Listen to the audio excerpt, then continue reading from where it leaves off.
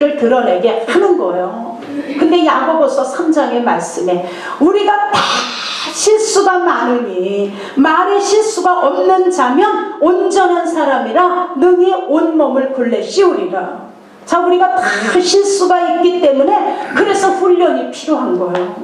여기 서 있는 저도 수도 없이 말로 실수해요.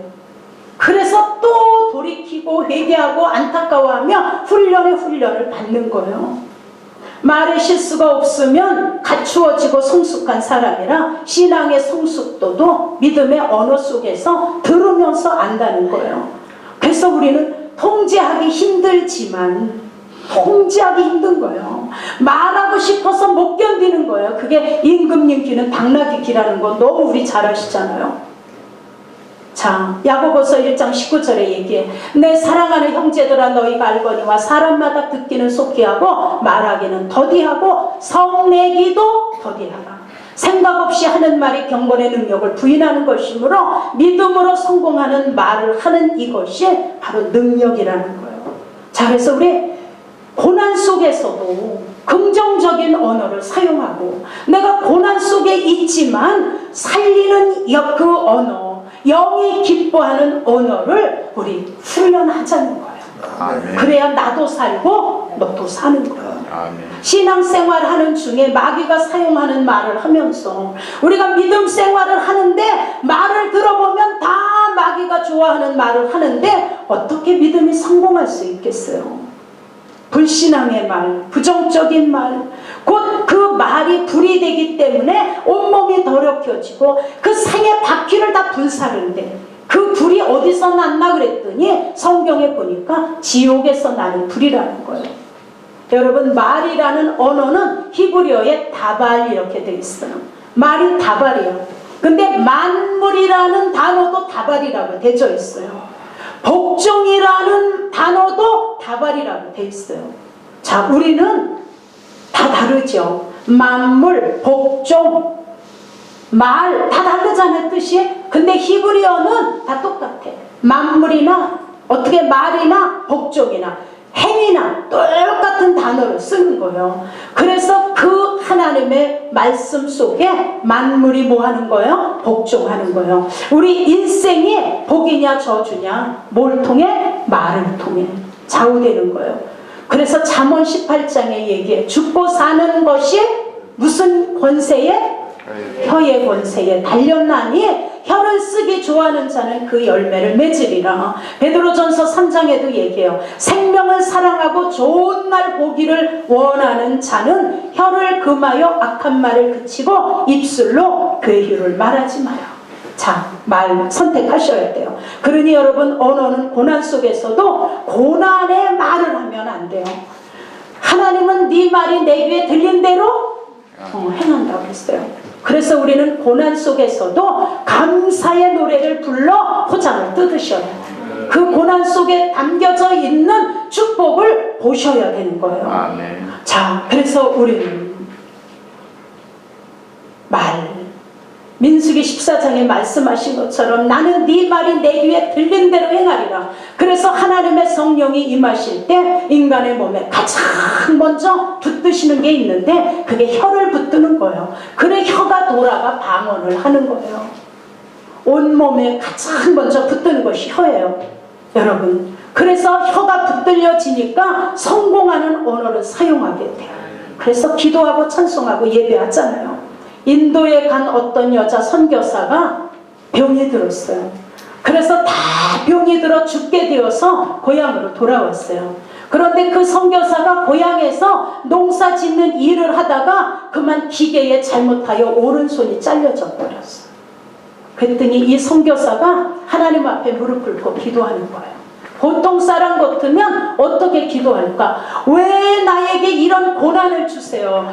선교사로 갔는데 병 들어오게 하더니 왜 온 고향에서는 내 팔을 또 이렇게 잘라지는 사고를 당하게 해서 고난을 주세요? 내가 뭘 잘못했습니까? 다 보통 그렇게 할 거예요. 그런데 이 여자 선교사는 하나님 앞에 무릎을 꿇고 기도했어요. 하나님, 내가 사고로 또 오른팔을 잃었는데 이제는 오른팔이 없는데 그 다음에 내가 뭐 하기를 원하시나요? 자, 제가 언제도 한번 간증한 적이 있었을 거예요. 우리 신학교 동기, 우리 아들하고 한동갑이어서 내가 그 신학생이었을 때 정말 아들처럼 살펴줬어요. 그때 중사였어. 군인 중사여가지고 훈련을 가면 20일씩 훈련을 가면 20일씩 학교를 못 오는 거예요. 레포트를 써서 내야 되는데 내가 들은 것을 알려주고 내가 대신 레포트도 몇 번씩 써줬어요. 자, 이렇게 했던 그가 결혼을 해서 딸을 낳았어. 그런데 결혼을 했는데 몇 년이 지나도 아기를 못 낳아서 얼마나 기도를 많이 했는지 몰라요. 그리고 딸을 낳았는데 그 딸 이름을 이레라고 줬어. 여호와 이레. 그래서 평창동에서 돌잔치한테 가서 같이 사진 찍고 축하해주고 그랬어요. 돌 때. 그리고 와서 얼마 안 있는데 연락이 왔어. 이 이레가 죽었다는 거예요. 이 딸이 깜짝 놀랐어. 연대 세브란스 병원에 있다고 그래서 그냥 바로 갔더니 아빠는 온몸에 피투성이고 엄마는 일어났다 기절하고 일어났다 기절하고 어떻게 된 거냐고 물었더니 이 딸과 아내를 태워가지고 어디를 갔다가 차 뒤로 파킹시키는데 요 딸내미가 그냥 차 뒤로 쏙 들어간 거야. 바퀴 뒤로. 그래서 아빠 차에 그 자리에서 죽은 거야. 그 자리에서. 이 애를 끌어안고 아빠가 통곡을 하고 병원으로 끌고 갔는데 뭐 이미 죽었으니 뭐라고 위로를 할 말이 없는 거예요. 뭐 가서 뭐 하나님 나라 갔겠지라고 하겠어요. 뭐 우리 다 언젠간 가겠지라고 말하겠어요. 슬퍼하지 말라고 말하겠어요. 갔더니 그냥 저한테 앵겨서 막 우는 거예요. 이 전도사가 막 안아줬어. 안고 같이 울었어. 같이 뭐라고 할 말이 없는 거예요. 그런데도 경찰이 또 뭘 조사한다고 이 피투성이 된 아빠를 또 데리고 가는 거야. 그 사고 난 현장으로. 그래서 거기서 앉아서 그 사모를 위로해주고 그냥 깨어나면 물 먹이고 붙잡고 그냥 손 붙잡고 앉아있었어. 할 말이 없어서. 그런데 그 경찰관과 같이 그 현장에 가서 조사를 받고 온 그 김남진 전도사가 그 영정도 없죠. 그냥 그 영정 놓는 그 사진 놓는 그 앞으로 딱 들어오더니 딱 무릎을 꿇고 딱 한마디 기도하는 거예요. 하나님, 나에게 이렇게 하셔야 될 이유가 있으신가요? 그리고 엎드려 통곡하고 우는 거예요. 딴 기도가 없어. 나에게 이렇게 하셔야 될 이유가 하나님 있으신가요? 그리고 통곡하고 울더라고요. 그러더니 나중에 몇 달 지났는데 내가 내 이메일에 들어가면 그 아이의 사진이 지금도 다 들어있어. 근데 내 메일에 저기가 온 거예요. 메일이. 근데 저보고 그런 걸 보냈어. 이 세상에서 나보다 더 행복한 사람이 있으면 나와 보라고 하세요. 이런 글이 온 거예요. 나중에 이제 보니까 형제간이 여러 명이야. 근데 아무도 예수 믿는 집이 없어. 이 사람 형제 중에 엄마 아버지도 안 믿고 오직 이 김남진 이 하나만 하나님께 돌아와서 전도사가 된 거예요. 그랬더니 이 가족들이 모여서 이걸 뭐라고 이 아들을 위로하겠냐, 이 동생을 뭘로 위로하겠냐. 우리가 저거 다 죽게 생겼는데 지 손으로 지 자식을 저렇게 죽이고 어떻게 저렇게 살겠냐. 그래서 가족들이 의논을 했대. 도와주고 우리가 위로해 줄 거는 우리 교회 가자. 그렇게 우리가 교회 가는 걸 소원을 했는데 교회 가자. 이래서 형제간 엄마 아버지가 그냥 몽땅 다 나왔어. 누나까지 그 매형까지 다 나왔어.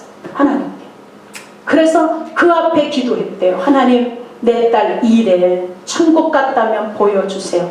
그랬더니 그 죽었을 때 입었던 그 분홍색 드레스를 입은 채로 예수님 품에 안겨서 얼마나 환하게 웃고 있는지. 그리고 지금 가족들이 다 나와서 지금은 목사 안수 받고 도봉동에서 목회를 해요. 자, 하나님은 한 영혼인 어린아이 이레를 데려가시면서 이 고난이 유익이 됐어요? 아니면 저주가 됐어요? 유익이 됐어요. 그리고 지금 아들을 주셔서 이름이 노아야. 얘가 아주 얼마나 큰지 몰라 지금. 그 목회 잘하고 있어요. 그리고 슬퍼하지 않는 거예요. 딸이 하나님 품에 안긴 거를 보았기 때문에. 자, 여러분, 우리가 고난 앞에서 왜 나에게 이런 일을 하세요라고 하시면 안 돼요. 이 선교사가 한 것처럼 이 고난 속에서 내가 지금 돈도 없는데, 내가 지금 몸도 아픈데, 내가 지금 이것도 힘든데, 그래도 하나님 이 속에서 내가 뭐 하길 원하시네요. 이게 믿음의 언어인 거예요. 이게 여러분의 고난의 포장을 뜯고 그 속에 숨겨있는 뭐를 발견한다고요? 축복이죠. 저는 여러분들이 부지런히 감사하시고 부지런히 고난의 포장을 뜯으셔서 그 안에 숨겨진 하나님의 비밀인 이 축복, 영적인 복, 영원히 잘 되고 범사가 잘 되고 강건한 이 복을 받아 누리시는 저와 여러분이 되시기를 예수 이름으로 축원합니다. 아멘. 자, 우리 다 가슴에 손을 좀 얹으세요.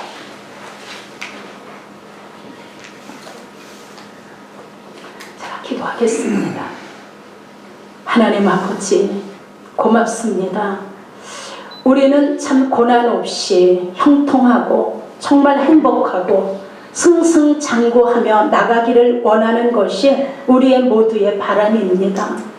그러나 하나님의 눈에는 우리가 고난이라는 이 귀중한 과정을 통과하지 않으면 정금될 수 없기 때문에 하나님의 나라에 넉넉히 들어갈 수 있는 자격을 하나님 가질 수 없기 때문에 하나님은 사랑하는 하나님의 자녀들인 우리에게 고난이라는 도구를 사용하셔서 때로는 아집을 버리게 하시고 고집이 꺾이게 하시고 내 생각이 하나님의 생각으로 바뀌어지게 하셔서 하나님의 자녀답게, 하나님을 아버지라고 부르는 자녀답게 우리를 바꾸어 가시고 새롭게 하시고 거듭나게 하셔서 하나님의 나라에 들어가기에 넉넉한 자로 만들어가는 도구로 허락하신 고난을 감사합니다. 아버지, 피해가는 것이 아니라 넘어가는 것이 아니라 넉넉히 감사하고 기도하며 이기고 헤쳐나갈 수 있는 믿음을 우리 모두에게 주시옵소서. 하나님, 오늘 가슴에 손을 얹고 기도합니다. 종이 예수 이름으로 하나님 기도하오니 오늘 믿음으로 가슴에 손을 얹은 우리 사랑하는 종들과 우리 성도들이 저들의 삶 속에서 크고 작은 모든 일들의 문제와 저 고난들을 도리어 하나님 앞에 감사하며 다윗 같은 고백이 되어지는 정말 성숙되고 하나님 보시기에 아름다운 귀한 자녀들로 바꾸어 주시기를 원하고 기도합니다. 어떤 일에서도 절대로 입술로 범죄하지 않게 하시고 하나님 앞에 고난을 도리어 감사의 노래로 바꿀 수 있는 믿음들을 허락하여 주시옵소서. 그래서 그것이 유익이 되어서 다윗처럼 내 일생 동안에 범죄하지 아니하고 하나님의 말씀을 바라보나이다 라고 고백하며 우리 모두가 다윗처럼 내 영혼아 찬양해라, 내 속에 있는 것들아 찬양해라, 내 속에 있는 모든 것들아 여호와의 은택을 잊지 말지어다.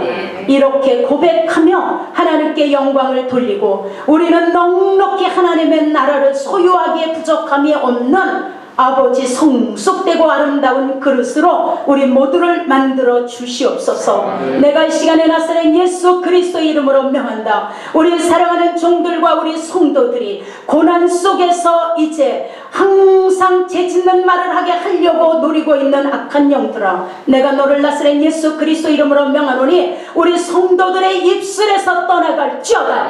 방해하는 악한 것들아 떠나갈지어다. 고난 속에서도 찬송을 부르도록 방해하고 있는 더러운 영들은 떠나가고 천군 천사는 동원되어서 우리 성도들을 지키고 도울지어다. 고난이 있는 곳에 더 은혜가 넘치고 고난이 있는 곳에 더 많이 무릎 꿇고 고난이 있는 곳에서 더 하나님께 감사의 찬양을 부를 수 있는 우리 모두가 될지어다. 하나님 꼭 그렇게 만들어 주시고 우리를 하나님 장정에 안으셔서 성공하는 우리 모두가 다 되도록 도와 주시옵소서. 하나님께 감사 영광 올려드려오며 예수님 이름으로 기도드리옵나이다. 아멘. 시간